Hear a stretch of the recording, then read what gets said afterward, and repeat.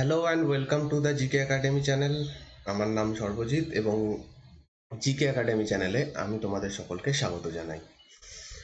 Modern হিস্ট্রির ওপরে আমরা এর আগের দিন অবধি একটা চ্যাপ্টার কমপ্লিট করে এসেছি, যেখানে আমরা দেখেছিলাম যে ভারতে যে স্বাধীন রাজ্যগুলো ছিল তারা কিভাবে একে একে ব্রিটিশদের সঙ্গে যুদ্ধে লিপ্ত হয় এবং ফাইনালি সেই যুদ্ধগুলোর মাধ্যমে কিভাবে তারা সেই জায়গাগুলো দখল করে নেয়, কিভাবে এই স্টেটগুলো ফাইনালি ধ্বংস হয়।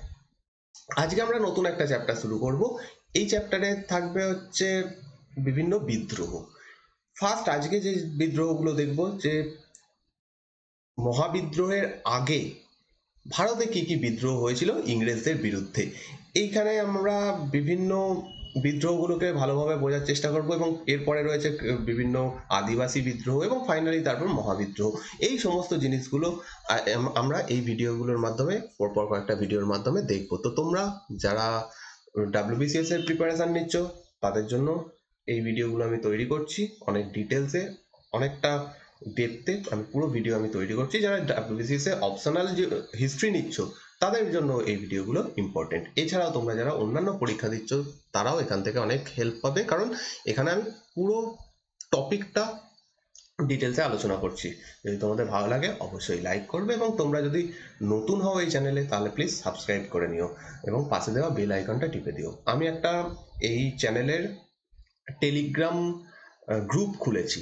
সেই গ্রুপে তোমাদের যদি কোশ্চেন থাকে, তোমরা যদি কিছু তোমাদের এমন কোনো কোশ্চেন যেটা ডাউট রয়েছে বুঝতে পারছো না, সেগুলো এখানে পাঠাতে পারো এবং যারা যারা এই গ্রুপে মেম্বার রয়েছো তারাও অ্যান্সার দেওয়ার চেষ্টা করবে। এতে যেটা হবে সেটা হচ্ছে রিভাইজ হয়ে যাবে, তোমাদের নিজেদেরও রিভাইজ হবে টপিকগুলো সম্পর্কে, যাদের কোশ্চেন আটকাচ্ছে তাদেরও সুবিধা হয়ে যাবে, প্লাস আমি তো আছি, আমিও অবশ্যই সেখানে রিপ্লাই দেব।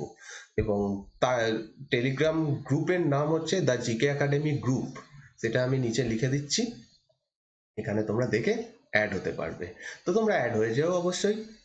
আর এছাড়াও ফেসবুক চ্যানেল রয়েছে, ফেসবুক পেজ রয়েছে এই চ্যানেলের, এবং টেলিগ্রাম চ্যানেল রয়েছে, সেই দুটোতেও তোমরা জয়েন হয়ে থাকতে পারো, যাতে আমি ভিডিও দিলেই সঙ্গে সঙ্গে সেই নোটিফিকেশন তোমরা ওখানে পেয়ে যাবে। আর এই ভিডিওটার পিডিএফ আমি টেলিগ্রাম চ্যানেলে দিয়ে দেবো, সেখান থেকে তোমরা পেয়ে যাবে। তো চলো আজকে আমরা মডার্ন হিস্ট্রির উপরে নতুন একটা চ্যাপ্টার শুরু করব। ভিডিও শুরু করার আগে বলি যে তোমরা যারা এনসিয়েন্ট হিস্ট্রির উপরে পড়তে চাইছো, এনসিয়েন্ট হিস্ট্রি তোমরা অনেকেই পড়তে চাইছিলে এবং আমি অলরেডি এই চ্যানেলে এনসিয়েন্ট হিস্ট্রির উপরে ভিডিও করেছি, কিন্তু যদি আরও ডিটেলসে জানতে চাও তাহলে আন একাডেমিতে আমাকে ফলো করো। আন একাডেমির লিঙ্ক আমি নিচে ডেসক্রিপশানে দিয়ে রাখছি, সেখান থেকে তোমরা আমাকে ফলো করতে পারো। প্রতিদিন সোম থেকে শুক্রবার দুপুর 2টোর সময় আমি আন একাডেমিতে লাইভ এনসিয়েন্ট হিস্ট্রি পড়াচ্ছি এবং এগুলো সবকটাই ফ্রি ক্লাস। তোমরা ওখানে জয়েন হতে পারো। ওখানে আমি যেমন টপিক সম্পর্কে আলোচনা করছি, প্লাস প্রত্যেকটা টপিকের পরে এমসিকিউ আলোচনা করছি। তোমরা অবশ্যই জয়েন হয়ে যাও, যাতে তোমরা এই ক্লাসগুলো অ্যাভেল করতে পারো। তো চলো শুরু করা যাক আজকের এই ভিডিও। তো ভারতে কেন বিদ্রোহ হয়েছিল? যখন আমরা দেখলাম একে একে বিভিন্ন স্টেটগুলো ইংরেজরা দখল করে নিল, তারপর থেকে ভারতে বিভিন্ন জায়গা থেকে একাধিক বিদ্রোহ শুরু হয়, একাধিক বিদ্রোহ সংগঠিত হয় এবং ফাইনালি এই বিদ্রোহের অবসান ঘটে মহাবিদ্রোহের মাধ্যমে। মহাবিদ্রোহ হওয়ার আগে অবধি ভারতে একাধিক বিদ্রোহ হয়েছিল এবং এর পিছনে মেন কারণ ছিল যে ভারতের যে সমাজ ছিল, ভারতীয় সমাজ, ভারতের যে আর্থিক ব্যবস্থা ছিল, এর ওপরে এসে ব্রিটিশরা জোর করে কবজা করে নেয় বা ব্রিটিশরা দখল করে নেয়। এবং ব্রিটিশরা যখন দখল করে নেয় তখন অনেকগুলো প্রবলেম সাধারণ মানুষকে ফেস করতে হয়। সেই প্রবলেমগুলোর বহিঃপ্রকাশ হচ্ছে এই সমস্ত বিদ্রোহগুলো। তো এই সময়ে বিভিন্ন ক্লাস থেকে, বিভিন্ন শ্রেণী থেকে মানুষ বিদ্রোহ করে। তার মধ্যে কৃষকরা ছিল, তার মধ্যে বিভিন্ন আর্টিসানস অর্থাৎ যারা বিভিন্ন কাজকর্ম করত, বিভিন্ন শিল্পে যারা যুক্ত ছিল তারা বিদ্রোহ করে, বিভিন্ন জনজাতি যারা ছিল তারা এই সময় বিদ্রোহ করে, ইভেন এই সময়ের অনেক রুলিং ক্লাস যেমন জমিদাররা, ছোট ছোট রাজারা, এরা বিদ্রোহ করেছিল। রুলিং ক্লাস এখানে খুব ভালোভাবে এই বিদ্রোহে অংশগ্রহণ করেছিল। তাছাড়া মিলিটারির যারা ছিল, ভারতীয় সৈন্য যারা ব্রিটিশদের সৈন্যতে কাজ করছিল, তারা বিদ্রোহ করে। যেমন মহাবিদ্রোহে সেম এই ঘটনাটা হয়েছিল। আবার এমন কিছু সৈনিক বিদ্রোহ করে যারা এতদিন পর্যন্ত কোনো স্টেটের আন্ডারে সৈন্য হিসেবে কাজ করতো। যেমন মারাঠাদের আন্ডারে অনেকে সৈন্য হিসেবে কাজ করতো, মহীশূর রাজ্যে অনেকে সৈন্য হিসেবে কাজ করতো। এরাও বিদ্রোহ করে এবং এই বিদ্রোহের সমস্ত শ্রেণী থেকে লোক ছিল, সমস্ত জাতি থেকে লোক ছিল, সেখানে হিন্দুরাও ছিল, মুসলিমরাও ছিল। সমস্ত জায়গা থেকে এই বিদ্রোহগুলো সংগঠিত হয়। তো এখানে কারণ কি ছিল এই বিদ্রোহগুলো হওয়ার পিছনে? কারণ কি ছিল? সব থেকে বড় কারণ, যখন ইংরেজরা ভারতে বিভিন্ন জায়গাগুলো দখল করে নেয়, সেখান থেকে তারা ট্যাক্স নিতে শুরু করে। সেই জায়গাগুলো ট্যাক্স নেওয়ার অধিকার তারা দখল করে। যেমন বাংলাতে তারা ট্যাক্স নিত এবং বিভিন্ন জায়গাতেই তারা এইভাবে ট্যাক্স নিত। এবং এই ট্যাক্সের যে বোঝাটা ছিল সেটা অনেকটা বেশি ছিল। আগে সাধারণ মানুষ যতটা ট্যাক্স দিত, এই সময় এসে সেই ট্যাক্সের পরিমাণ অনেকটা বেশি বেড়ে যায়। এছাড়া যা এই সময় মানুষের রোজগারের যে পরিমাণ সেটাও কমে যায়, কারণ এই সময় এসে শিল্প বা ব্যবসা বাণিজ্য এই জিনিসগুলো পুরোপুরি ধ্বংস হয়ে যায়। ভারতীয়রা এই জায়গাতে কোনো রকম লাভ করতে পারছিল না। তো সবাই মিলে তারা এখন কৃষি কাজের দিকে ঝুঁকে পড়ে এবং কৃষি কাজের ওপর চাপ বেড়ে যায়। এবং তারপরে যে ট্যাক্সটা কৃষি ক্ষেত্র থেকে নেওয়া হতো সেটাও অনেকটা বেশি ছিল। তো তার ফলে এই জায়গায় বিদ্রোহগুলো সংগঠিত হয়। এছাড়াও যারা কৃষক ছিল তাদেরকে জমি থেকে সরিয়ে দেওয়া হয়। এই সময় প্রচুর মানি লেন্ডাররা উঠে আসে। মানি লেন্ডার বলতে যারা এই সময় ধার দিত, অর্থ ধার দিত, টাকা ধার দিত, তারা আসে এবং তাদের অত্যাচার বেড়ে যায়। তারা প্রচুর হাই রেটে ট্যাক্স নিত, এই সুদ নিত, তারা প্রচুর হাই রেট ছিল তাদের। এবং সেই সুদ এই কৃষকরা দিতে পারতো না, কারণ কৃষি ক্ষেত্রে এখন মানুষের পরিমাণ অনেক বেড়ে গেছে। প্রচুর মানুষ এখন কৃষি কাজের উপর নির্ভরশীল হয়ে পড়েছে। তো তাদের যে লাভের পরিমাণ সেটাও অনেকটা বেশি কমে যায়। এছাড়াও অন্যান্য ধরনের ট্যাক্স ছিল। অন্যান্য ধরনের ট্যাক্সের মধ্যে যে ট্যাক্সগুলো ব্রিটিশরা নিত সেগুলো অনেকটা বেশি ছিল। তো এই সমস্ত গুলো একটা বড় কারণ ছিল এই বিদ্রোহগুলো হওয়ার পিছনে। মেনলি অর্থনৈতিক কারণ একটা গুরুত্বপূর্ণ কারণ ছিল এই বিদ্রোহগুলো হওয়ার পেছনে। এছাড়াও ভারতে যে সমস্ত বনভূমি অঞ্চলগুলো ছিল, যেখানে আদিবাসীরা বসবাস করত, তারা স্বাধীনভাবে এতদিন পর্যন্ত বসবাস করত, তাদের সেই জায়গাগুলো ব্রিটিশরা কেড়ে নিতে শুরু করে। সেই সমস্ত জায়গায় জঙ্গল পরিষ্কার করে নতুন নতুন জায়গা তৈরি হয় যেখানে কৃষিকাজ হতে শুরু করে এবং অন্যান্য জায়গা থেকে মানুষ এসে এই সমস্ত জায়গাগুলোতে বসবাস করতে শুরু করে, যারা এই জায়গাকার আদি বাসিন্দা নয়। তো এরা যখন এসে পৌঁছয়, তখন এখানকার যারা আদিবাসী ছিল তারা একে একে বিদ্রোহ সংগঠিত করতে থাকে। তো এই সমস্ত কারণে আদিবাসীরা বিদ্রোহ করেছিল। তো যেটা বলছিলাম একটু আগে, যে ব্রিটিশদের তৈরি জিনিস ভারতে যখন প্রচুর পরিমাণে এসে যায় এবং সেই সাথে সাথে সেটা যখন ট্যাক্স ফ্রি হয়ে যায়, তখন সেই জিনিসগুলোর দাম অনেক বেশি কমে যায়, যার ফলে ভারতের ইন্ডাস্ট্রিতে তৈরি যে জিনিসগুলো সেইগুলোর যে দাম অনেক বেশি বেড়ে যায়। যার ফলে যারা এখানকার ব্যবসায়ী ছিল, যারা এখানকার আহ, বিভিন্ন হ্যান্ডলুম বা হ্যান্ডিক্রাফটের কাজ করত, এদের জিনিসের চাহিদা কমে যায় এবং তার ফলে তাদের অবস্থা খারাপ হয়ে যায় এবং এরা তখন তাই জন্য বিদ্রোহ শুরু করে। এবং প্রচুর পরিমাণে মানুষ যেহেতু এগ্রিকালচারে যুক্ত হতে শুরু করে, তাই জন্য ফাইনালি এসে কৃষকরাও এই বিদ্রোহে অংশগ্রহণ করে। তো অনেকগুলো এরকম কারণ রয়েছে যে কারণে এই সময় অনেকগুলো বিদ্রোহ হয় পরপর। যেমন প্রথম বিদ্রোহ সন্ন্যাসী রিভল্ট। সন্ন্যাসী বিদ্রোহ 1763 থেকে 1800 খ্রিস্টাব্দ অব্দি এটা চলেছিল। এর মধ্যে একটা বিশাল মানে একটা সংগঠিত একটা বড় বিদ্রোহ এই সময় হয়েছিল। তো এর পিছনে একটা ঘটনা ঘটেছে, যেটা হচ্ছে 1770 খ্রিস্টাব্দে হয় বাংলায় একটা বড়সড় দুর্ভিক্ষ, যেটা আমরা ছিয়াত্তরের মন্বন্তর নামে জানি। তো এই ছিয়াত্তরের মন্বন্তরের ফলে প্রচুর মানুষ বাংলাতে মারা যায় এবং যারা বেঁচে ছিল তারা প্রচন্ড আর্থিক কষ্টের মধ্যে পড়ে যায় এবং এদেরকে তখন সন্ন্যাসী বলা হতে থাকে, সন্ন্যাসী হয়ে যায় বা এরকম একটা কথা শুরু হয়ে যায়। তো যাই হোক, সন্ন্যাসী হিসাবে তারা পরিচিত হয়ে যায় এবং এরা একত্রিতভাবে ব্রিটিশ ইস্ট ইন্ডিয়া কোম্পানির বিরুদ্ধে ভারতের পূর্ব অংশের মানুষ, বিশেষত বাংলার মানুষ, এইভাবে ব্রিটিশের বিরুদ্ধে একত্রিত হয়ে যায় এবং এই জায়গাতে একটা বিদ্রোহ শুরু হয়ে যায়, যেটা হচ্ছে সন্ন্যাসী বিদ্রোহ।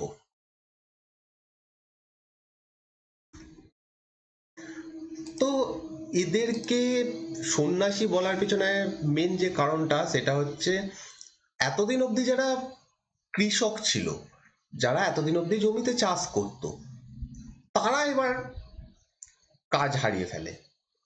কারণ প্রথম কথা, ব্রিটিশদের একটা হেভি ডিউটি বার্ডেন রয়েছে। সেকেন্ড কথা, অনেক মানুষ কৃষক হিসেবে যোগ করেছে, তার ফলে জমির পরিমাণ কমে গেছে। থার্ড, এই যে এটা হয়েছে, দুর্ভিক্ষটা হয়েছে 1770 খ্রিস্টাব্দে, এর ফলে অনেক মানুষ এই সময় কর্মহীন হয়ে পড়ে এবং যখন তারা কর্মহীন হয়ে পড়ে তারা সন্ন্যাসী নামে পরিচিত হয়। এবং এর মধ্যে শুধুমাত্র যে কৃষকরা ছিল তা নয়, এর মধ্যে ছোট ছোট জমিদাররা ছিল, তারাও কর্মহীন হয়ে পড়ে এই সমস্ত কারণে।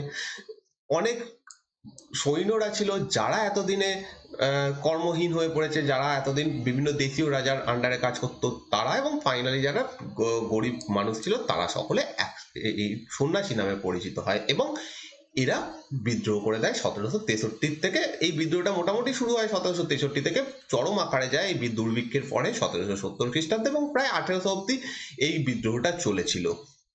এরা কিভাবে কাজ করতো, মানে এদের বিদ্রোহের মেন লক্ষ্য ছিল ইংরেজ কোম্পানির বিভিন্ন ট্রেজারি বা তাদের বিভিন্ন কুঠি।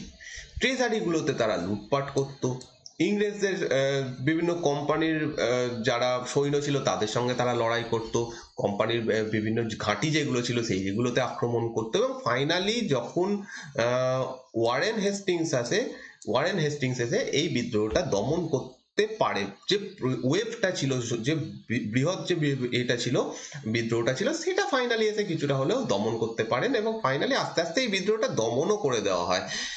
তো এই বিদ্রোহটাকে আমরা শুধু সন্ন্যাসী বিদ্রোহ বলতে পারবো না, কারণ সন্ন্যাসী অ্যাকচুয়ালি হিন্দু টার্ম একটা। যারা সন্ন্যাসী হয় তারা নর্মালি হিন্দু, যে হিন্দু সংখ্যা, হিন্দু ব্যক্তিদের থেকে আসেন এবং মুসলিমদের থেকে যারা এইরকম কোনো জায়গায় ঘুরে বেড়ান, যাদেরকে আমরা হিন্দুদের তরফ থেকে সন্ন্যাসী বলি, সেরকম ভাবে তাদেরকে ফকির বলা হয়। তো সেই কারণে এই বিদ্রোহটাকে অনেকে আবার ফকির বিদ্রোহ বলছে। তো একত্রিতভাবে, যেহেতু এখানে হিন্দু মুসলিম উভয় সংখ্যাই এখানে অংশগ্রহণ করেছিল, একসাথে এই বিদ্রোহটা করেছিল, সেই কারণে এই বিদ্রোহটাকে সন্ন্যাসী ফকির বিদ্রোহ বলা হচ্ছে। এই বিদ্রোহের কিছু ইম্পর্টেন্ট লিডার হচ্ছেন মজনুম শাহ, বা অনেকে এনাকে মজনু শাহ বলছেন, চিরাগ আলী, মুসা শাহ এবং ভবানী পাঠক। ভবানী পাঠকের নাম খুব ইম্পর্টেন্ট। ভবানী পাঠক একজন খুব ইম্পর্টেন্ট একজন ব্যক্তিত্ব, এবং দেবী চৌধুরানী, এনার নাম খুবই ইম্পর্টেন্ট, কারণ এনার নাম জানে না এমন কোনো ব্যক্তিত্ব নেই।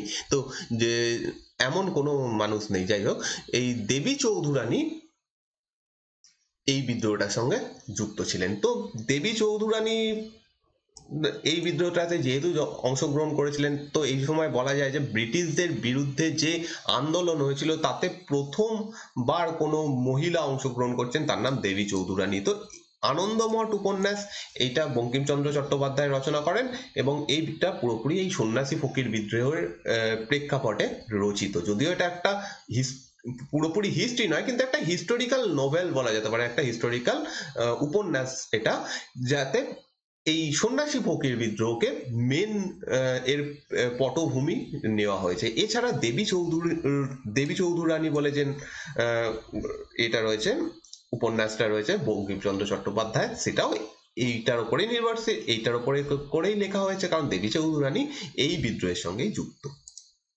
এরপরে 1766 খ্রিস্টাব্দ থেকে 1774 খ্রিস্টাব্দের মধ্যে মেদিনীপুর এবং ধলভূম এরিয়াতে একাধিক বিদ্রোহ হয়।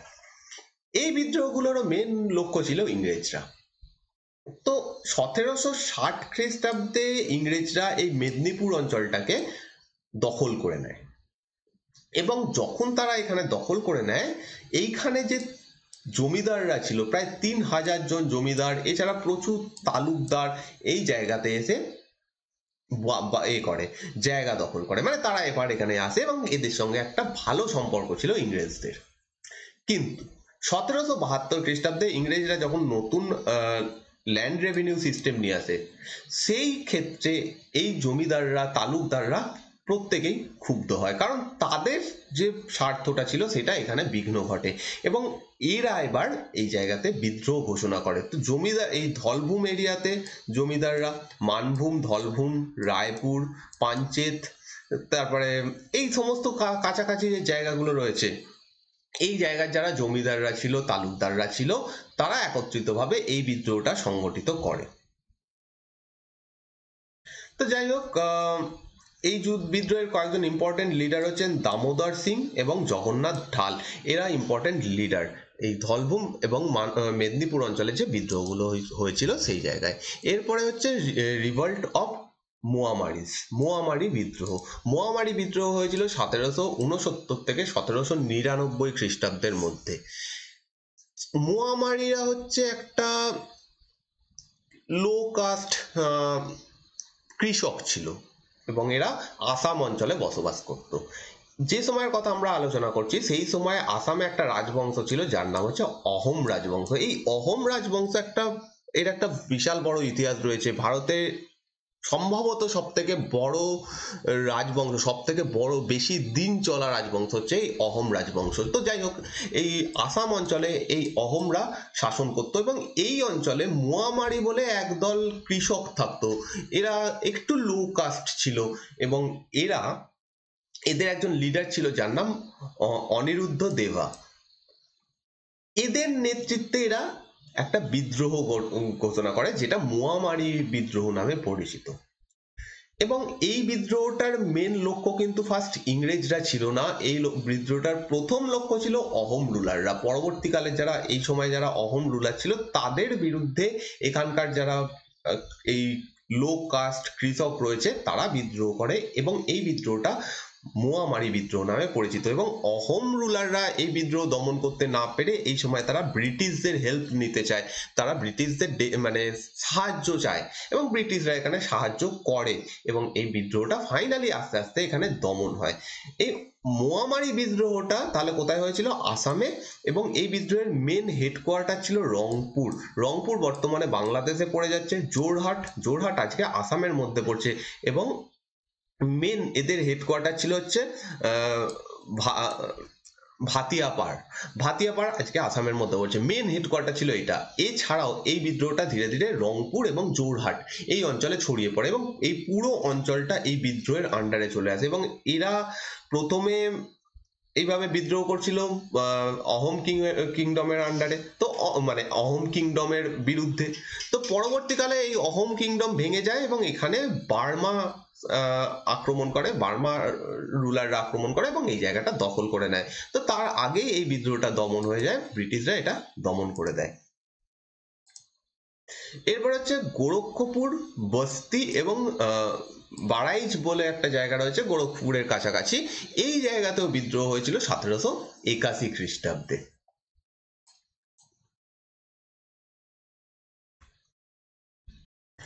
তো ব্রিটিশরা এতদিন ধরে যে মারাঠা এবং মহীশূর রাজ্যের সঙ্গে এতদিন যে লড়াইটা করছিল, এই লড়াইটায় তাদের প্রচুর ক্ষতি হয়েছে, তাদের প্রচুর মানে তাদের প্রচুর অর্থ ব্যয় হয়েছে।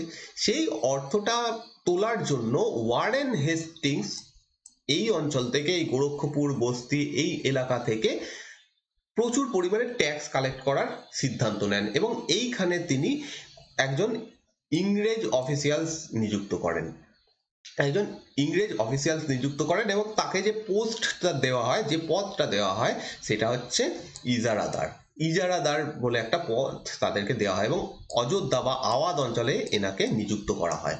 তো প্রথম যিনি এই অঞ্চলে ইজারাদার হিসেবে আসেন একজন ব্রিটিশ ব্যক্তি যার নাম মেজর আলেকজান্ডার হেনরি। এখানে এসে প্রচুর পরিমাণে ট্যাক্স কালেক্ট করতে থাকে, প্রচুর ট্যাক্স এখানকার মানুষের ওপর অত্যাচার করে বিভিন্নভাবে কালেক্ট করতে থাকে এবং 1778 খ্রিস্টাব্দে এনাকে ইজারাদার হিসেবে নিযুক্ত করা হয়।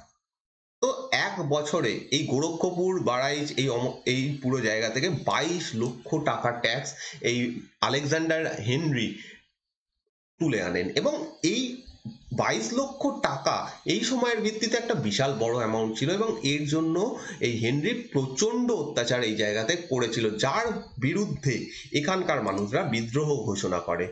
এরা এবার এখানে কিভাবে বিদ্রোহ ঘোষণা করে? এরা এখানকার যারা আহ, ইংরেজ রয়েছে, যারা হেনরির সঙ্গে যারা কাজ করছে তাদেরকে হত্যা করতে শুরু করে, তাদের কুঠি আক্রমণ করতে শুরু করে এবং ফাইনালি এই বিদ্রোহটা দমন করা হয়, ইংরেজরা দমনও করে দেয় এবং এই হেনরিকে এখান থেকে সরিয়ে দেওয়া হয়, এখান থেকে তাকে ইজারাদার পদ থেকে সরিয়েও দেওয়া হয়। এখানে সে প্রচুর অত্যাচার করেছিল, সেটা বুঝতে পেরে ইংরেজরা এখান থেকে সরিয়ে দেয়। আচ্ছা, এরপর হচ্ছে 1794 খ্রিস্টাব্দে বিজায়ান গ্রাম বলে একটা অঞ্চল রয়েছে, যেখানকার একজন রাজা বিদ্রোহ ঘোষণা করে ইংরেজদের বিরুদ্ধে। তো 1794 এর বিদ্রোহের পিছনে একটা প্রেক্ষাপট রয়েছে, সেটা হচ্ছে 1758 খ্রিস্টাব্দে ইংরেজদের সঙ্গে এই বিজয়ান গ্রামের যে রুলার ছিল, যার নাম হচ্ছে আনন্দ গজাপতি রাজু, আনন্দ গজাপতি রাজুর সঙ্গে একটা চুক্তি হয় ইংরেজদের এবং এই চুক্তিতে বলা হয় যে এখানকার যে রুলার সে ফরাসিদের এই অঞ্চল থেকে বার করে দেবে। কোন জায়গা থেকে বার করবে?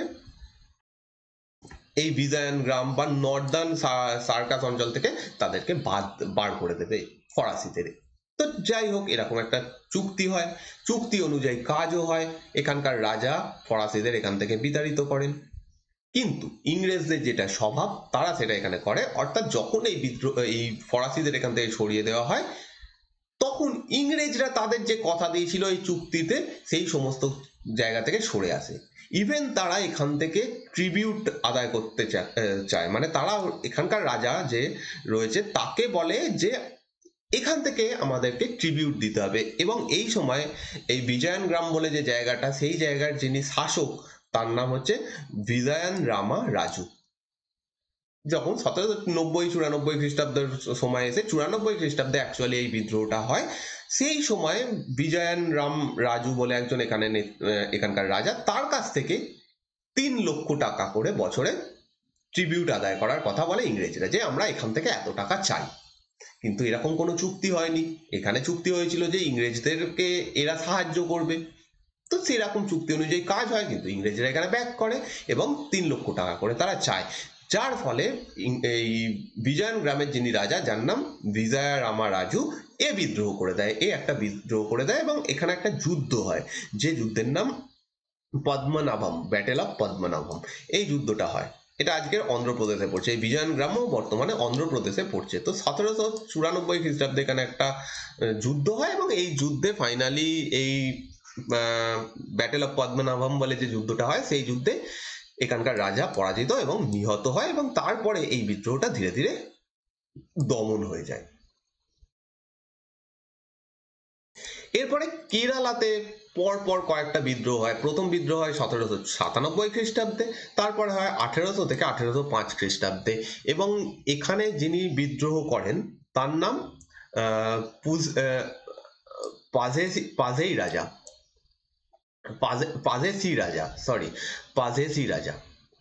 তো একটু ডিফিকাল্ট এই নামটা। কেরালায় একজন রাজা ছিলেন যার নাম হচ্ছে ভার্মা পাঝেসি রাজা। এ কেরালায় খুব পপুলার একজন রাজা ছিল, কেরালা অঞ্চলে খুব পপুলার একজন রাজা ছিল, যাকে এখানকার মানুষ কেরালা সিংহম বলতো। কেরালা সিংহম, যার মানে হচ্ছে কেরালার টাইগার, কেরালার লায়ন, কেরালার একজন সিংহ, এরকম বলে তাকে বলা হতো। এবং এর আরো একটা নাম ছিল যেটা হচ্ছে পিচ্চে রাজা। তো ইনি খুব পপুলার একজন রাজা ছিলেন এবং এই কোট্টায়াম অঞ্চল কেরালার মধ্যে পড়ছে, এই জায়গাতে ইনি শাসক ছিলেন, এই জায়গাকার শাসক ছিলেন। তো হায়দার আলী এবং টিপু সুলতান তো এই জায়গায় লড়াই তো করেই গেছে, মহীশূর রাজ্যের হয়ে তারা লড়াই করেছে, ব্রিটিশদের বিরুদ্ধে তারা আজীবন লড়াই করে গেছে। তার সাথে সাথে এই পিচ্চে রাজা যিনি, তিনিও লড়াই করেছিলেন ইংরেজদের সঙ্গে, কিন্তু তার লড়াইটা অতটা আমরা মনে রাখি না, কিন্তু ইনিও খুব ভালো লড়াই করেছিলেন। 1793 খ্রিস্টাব্দে তিনি লড়াই করেছিলেন এবং 1805 খ্রিস্টাব্দে তিনি লড়াই করেছিলেন, 1797 খ্রিস্টাব্দে অনেকবার তিনি লড়াই করেছিলেন, কিন্তু এনার নামটাও ইম্পর্টেন্ট এই বিদ্রোহের মধ্যে। এবার পালামৌ অঞ্চলে 1800 থেকে 1802 খ্রিস্টাব্দের মধ্যে এখানে বিদ্রোহ হয়। পালামৌ যে অঞ্চলটা, এটা অ্যাকচুয়ালি আদিবাসীদের অঞ্চল ছিল। এখানে প্রচুর বন জঙ্গল ইত্যাদি ছিল এবং এখানে এই বন জঙ্গল পরিষ্কার করে ফাইনালি ব্রিটিশরা এখানে একটা রাজ্য বা এরকম একটা জায়গা স্থাপন করে। এখানে অনেকে এসে অবস্থান করতে শুরু করে, যার ফলে এখানকার যারা আগে থেকেই ল্যান্ডলর্ড ছিল, যারা এখানকার আগে থেকে জমিদার ছিল, তারা একটু প্রবলেমে পড়ে যায় এবং এরা এখানে বিদ্রোহ শুরু করে দেয় 1800 খ্রিস্টাব্দে। ভুকান সিং বলে একজন ব্যক্তি এখানে বিদ্রোহ করে দেয় এবং এই বিদ্রোহটা দমন করে কার্নেল জোন্স।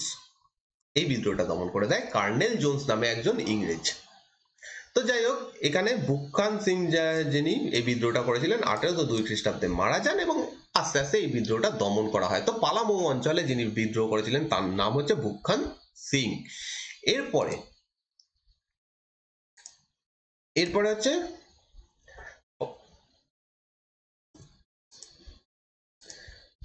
পার্লাকিমেডি আউটব্রেক। পার্লাকিমেডি এই জায়গাটা অ্যাকচুয়ালি ওড়িশার মধ্যে পড়ছে এবং 1813 থেকে 1834 খ্রিস্টাব্দের মধ্যে এখানে বিদ্রোহ হয়। এটা মেনলি খুব একটা, এই যে বিদ্রোহগুলো রয়েছে সবকটা যে খুব ইম্পর্টেন্ট সমস্ত কিছু মনে রাখতে হবে এরম নয়, আমি একটা জাস্ট বলছি যাতে মনে থাকে। কিন্তু মেন ব্যাপার হচ্ছে এখান থেকে কোন জায়গায় এটা অবস্থিত, কোন জায়গাতে এই বিদ্রোহটা হয়েছে, বা এই বিদ্রোহের সঙ্গে যদি কোনো গুরুত্বপূর্ণ ব্যক্তিত্ব জড়িয়ে থাকেন সেই জিনিসগুলো মনে রাখতে হবে। যেমন এই পার্লাকিমেডি বিদ্রোহ যেটা হয়েছিল সেটা ওড়িশা থেকে হয়েছে। যেমন আমরা জানি যে এরকম কুকা বিদ্রোহ, মোপলা বিদ্রোহ এইগুলো কোথায় হয়েছে এরকম অনেকবার প্রশ্ন করা হয়। তো এবার এরকমও হতে পারে এই সমস্ত যেগুলো আননোন বিদ্রোহ সেখান থেকে পরীক্ষায় প্রশ্ন চলে আসতে পারে, কারণ ওইগুলো খুবই কমন হয়ে গেছে এতদিনে।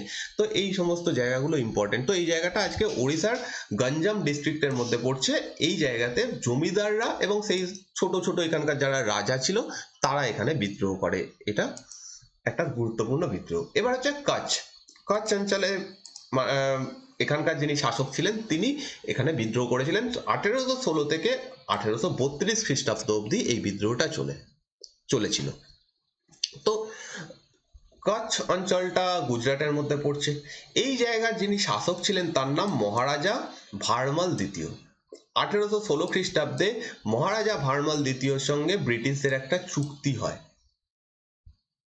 এবং এই চুক্তি অনুযায়ী ঠিক হয় যে মহারাজা ভারমাল দ্বিতীয় এই জায়গাতে কচ্ছ অঞ্চলে স্বাধীনভাবে রাজত্ব করবে। সব ঠিক চলছিল, কিন্তু কিছু ব্যক্তিরা, কিছু কয়েকজন ব্যক্তি বা কয়েকজন রুলিং ক্লাস বলা যেতে পারে, তারা এই এদের বিরুদ্ধে, মানে কচ্ছের যে রাজা ছিল মহারাজা ভারমাল দ্বিতীয়, এর সঙ্গে পাওয়ার স্ট্রাগলে জড়িত হয়ে পড়ে। মানে তারা চায় আমরা এখানে জায়গা দখল করবো বা আমরা এখানকার রাজা হব। অন্যদিকে ব্রিটিশদের সঙ্গে চুক্তি হয়েছে যে ভারমাল দ্বিতীয় এখানের রাজা হবে। এবার সমস্ত কিছু ঠিক চলছিল, প্রবলেমটা হয় এই এদের যে নিজেদের যে দ্বন্দ্ব ছিল তার মধ্যে ব্রিটিশরা এসে ইন্টারফেয়ার করে। প্রত্যেকটা ক্ষেত্রে ব্রিটিশরা বারে বারে ইন্টারফেয়ার করেছে, তেমনি ভাবে এই কচ্ছ অঞ্চলেও তারা ইন্টারফেয়ার করে এবং এই ইন্টারফেয়ারের ফলে এখানকার যে অরিজিনাল রাজা ভারমাল দ্বিতীয়, যার সঙ্গে চুক্তি হয়েছিল, তিনি বিরক্ত হয়ে যান। কারণ তার সঙ্গে একটা চুক্তি হয়েছে যে এখানে ব্রিটিশরা কিছু করবে না, ভারমাল দ্বিতীয় এখানে স্বাধীনভাবে রাজত্ব করবে। কিন্তু যখন ব্রিটিশরা এখানে ইন্টারফেয়ার করে তখন 1819 খ্রিস্টাব্দে এই ভারমাল দ্বিতীয়, রাজা ভারমাল দ্বিতীয় বেশ কিছু সৈন্যবাহিনী জোগাড় করে, যার মধ্যে আরবিয়ান কিছু ব্যক্তি ছিল, আফ্রিকান সৈন্য ছিল। এইরকম ভাবে একটা সৈন্যবাহিনী বানিয়ে ব্রিটিশদের বিরুদ্ধে লড়াই করে। কিন্তু যাই হোক, এই বিদ্রোহে বা এই লড়াইটা হেরে যান তিনি এবং ফাইনালি এই জায়গাটা তার হাত থেকে হাতছাড়া হয়ে যায়। ব্রিটিশরা এই বিদ্রোহটা দমন করে দেন। এরপর হচ্ছে পাইকা রিভলিউশন বা পাইকা বিদ্রোহ। 1817 খ্রিস্টাব্দে এটা হয়েছিল। পাইকা বিদ্রোহ হয়েছিল ওড়িশাতে। ওড়িশাতেই একটা জায়গাতে এই বিদ্রোহটা হয়েছিল। এই যে পাইকা যে নামটা দেখতে পাচ্ছ, এই পাইকারা একটা শ্রেণী, এক শ্রেণীর মানুষ যারা এতদিন পর্যন্ত মিলিটারি হিসেবে, সৈন্য হিসেবে, ভাড়াটে সৈন্য হিসেবে কাজ করত এবং এদেরকে বিভিন্ন সময় বিভিন্ন রাজারা ভাড়া করে নিয়ে যেত এবং তারা লড়াই করতো। তার বদলে তাদেরকে কিছু জমি দেওয়া হতো, সেই জমিতে তারা স্বাধীনভাবে থাকতো, সেইখান থেকে যা আয় হতো সেইটা দিয়ে তাদের জীবন ধারণ করতো। এইটা তাদের ওয়ে অফ ইনকাম ছিল। ইংরেজরা 1803 খ্রিস্টাব্দে ওড়িশা দখল করে নেয় এবং ওড়িশা এই সময় থেকে ব্রিটিশদের কন্ট্রোলে চলে আসে। যখনই এইটা হয় তখন এদের যে জায়গাগুলো ছিল সেগুলো ব্রিটিশদের হাতে চলে আসে এবং যখন এইটা হয় তখন এখানকার যে রাজা ছিল, খুরদা বলে একটা জায়গা রয়েছে, সেখানকার যে রাজা ছিল তাদের সঙ্গে ইংরেজদের বিরোধ বেঁধে যায়। এর কারণ হচ্ছে ইংরেজরা যখন এই জায়গাটা দখল করে নেয় এই রাজাকে এখান থেকে সরিয়ে দেওয়া হয় এবং এর ফলে এই পাইকা বিদ্রোহের সূত্রপাত হয়। এরপরে বক্সি জগবন্ধু বিদ্যাধর বলে একজন ব্যক্তি, ইনি একজন মিলিটারি হেড ছিলেন, মিলিটারি লিডার। তিনি এই রাজা খুরদার যিনি রাজা ছিলেন তাকে সাহায্য করতে শুরু করে এবং ফাইনালি এই রাজা খুরদার রাজা এবং এই বক্সি জগবন্ধু বিদ্যাধর, এই নামটা খুব ইম্পর্টেন্ট, এরা ইংরেজদের বিরুদ্ধে লড়াই করে এবং ফাইনালি যেটা হয় এখানে 1814 খ্রিস্টাব্দে জগবন্ধুকে হত্যা করে দেওয়া হয়। তারপরে এই বিদ্রোহটা কিছুটা হলে ধীরে ধীরে দমন করে দেওয়া হয়। তো যাই হোক, আস্তে আস্তে এই বিদ্রোহটা দমন হয়ে যায়, কিন্তু 1817 খ্রিস্টাব্দ অব্দি এই বিদ্রোহটা মেনলি 1817 খ্রিস্টাব্দে হয়েছিল।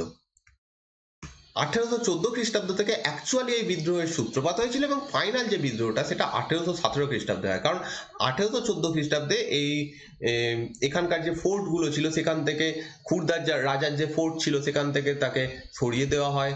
ফাইনালি তারপর সেই বিদ্রোহটা শুরু হয় এবং 1817 খ্রিস্টাব্দে এই বিদ্রোহ চরম আকারে গিয়ে পৌঁছয়। তো পাইকা বিদ্রোহ থেকে দুটো জিনিস মনে রাখতে হবে, এটা কোথায় হয়েছিল এবং এখানকার একজন ইম্পর্টেন্ট ব্যক্তিত্ব হচ্ছে বক্সি জগবন্ধু বিদ্যাধর। এরপর ওয়াহাবি আন্দোলন, এটা খুবই পপুলার একটা আন্দোলন, খুবই পপুলার এটা ভারতে। ওয়াহাবি আন্দোলন এটা অ্যাকচুয়ালি যখন শুরু হয়েছিল, এই বিদ্রোহটা আন্দোলনটা যখন শুরু হয়েছিল, এটা একটা ইসলামিক আন্দোলন ছিল, মুসলিম ব্যক্তিদের একটা আন্দোলন ছিল, কিন্তু পরবর্তীকালে এই আন্দোলনটা রাজনৈতিক রূপ ধারণ করে এবং এটা ব্রিটিশদের বিরুদ্ধে হয়ে যায়।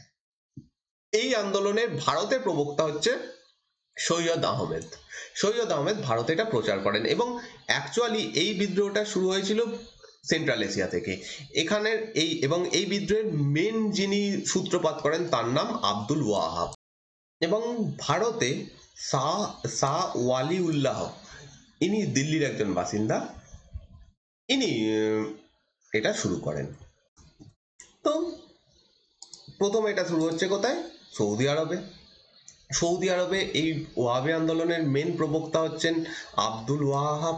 এখান থেকে প্রথমে দিল্লির একজন ব্যক্তি যার নাম শাহ ওয়ালিউল্লাহ, ইনি প্রথম এটা শুরু করেন এবং পরবর্তীকালে এই সৈয়দ আহমেদ এই আন্দোলনটার প্রকৃত রূপ দেন। তো ভারতে যদি বলা হয় ওয়াহাবি আন্দোলনের প্রকৃত প্রতিষ্ঠাতাকে, সে হচ্ছে সৈয়দ আহমেদ, কিন্তু ভারতে প্রতিষ্ঠাতাকে সে হচ্ছে শাহ ওয়ালিউল্লাহ। প্রথমে এটা একটা ধর্মীয় আন্দোলন ছিল, মানে ইসলাম ধর্মে বা মুসলিম ধর্মের সংস্কারের জন্য এই আন্দোলনটা করা হয়েছিল। এই ওয়াহাবি আন্দোলন প্রথমে শুরু হয়েছিল ইসলাম ধর্মের সংস্কারের জন্য। তো ভারতে সিথানা বলে একটা জায়গা ছিল যেটা নর্থ ওয়েস্টার্ন প্রান্তে অবস্থিত। এই জায়গাটা এই ওয়াহাবিদের মেন ঘাঁটি ছিল, হেডকোয়ার্টার ছিল। এখান থেকে এরা বিভিন্ন জায়গায় লড়াই করত বা বিভিন্ন আন্দোলন করত। এদের মেন উদ্দেশ্য প্রাথমিক অবস্থায় এদের মেন উদ্দেশ্য ছিল হচ্ছে, যেটা এরা মনে করতো যে ভারতে এখন চলছে দার উল হারাব। দার উল হারাব শব্দের অর্থ হচ্ছে এমন একটা জায়গা যেখানে শত্রুরা বাস করছে, এমন একটা জায়গা যেখানে শত্রুরা বাস করে, সেটাকে বলা হয় দার উল হারাব। এটা একটা আরবি শব্দ। তো তিনি চেয়েছিলেন এই তিনি বলতে এই ওয়াহাবিরা চেয়েছিল যে দার উল হারাবকে তারা দার উল ইসলামে পরিণত করবেন। দার উল ইসলাম হচ্ছে ইসলামের জায়গা, যেখানে ইসলাম থাকে। এই জায়গাটা পুরোপুরি ইসলামদের, মানে এরম নয় যে এখানে ইসলামের মানে মুসলিম ধর্মের মানুষই থাকবে, কিন্তু ইসলামদের থাকার মতো জায়গা এটা তৈরি হবে, এইরকম কারণে এই বিদ্রোহটা শুরু হয়েছিল। এবং প্রথম এরা শিখদের বিরুদ্ধে বিদ্রোহ করে। এখনো পর্যন্ত কিন্তু এই বিদ্রোহটা ইংরেজদের বিরুদ্ধে হয়ে ওঠেনি, এখনো পর্যন্ত এরা শিখদের বিরুদ্ধে আক্রমণ করছে, শিখদের বিরুদ্ধে বিদ্রোহ করছে। কিন্তু যখন শিখদের পতন হয়, পুরো পাঞ্জাব ইংরেজরা দখল করে নেয়, ইস্ট ইন্ডিয়া কোম্পানি দখল করে নেয় 1849 খ্রিস্টাব্দে। তখন থেকে ওয়াহাবিদের আন্দোলনটা হয়ে যায় ইংরেজদের বিরুদ্ধে।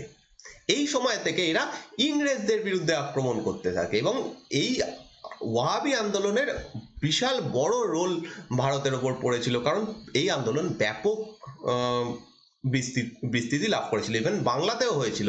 বাংলাতে মীর নিসার আলী বা তিতু মীর এই বিদ্রোহের নেতৃত্ব দিয়েছিলেন। মীর নিসার আলী সম্পর্কে আমরা পরের দিনের ভিডিওতে পড়বো, পরের দিনের ভিডিওতে আমরা ওটা দেখবো। তো যাই হোক, এই জায়গাটা মানে এই বিদ্রোহটা ব্যাপক আকার ধারণ করে, কিন্তু ফাইনালি বিদ্রোহটা ধীরে ধীরে দুর্বল হতে থাকে এবং ব্রিটিশরা একসময় এই বিদ্রোহটা দমন করে দেয়। মোটামুটি 1880 থেকে 1990 খ্রিস্টাব্দ অব্দি এটা চলে।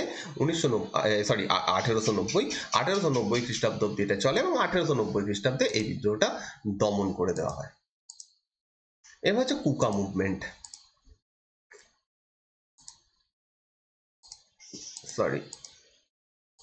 কুকা মুভমেন্ট এটা আজকের শেষ বিদ্রোহ। কুকা মুভমেন্ট হয়েছিল 1840 খ্রিস্টাব্দে এবং এই বিদ্রোহের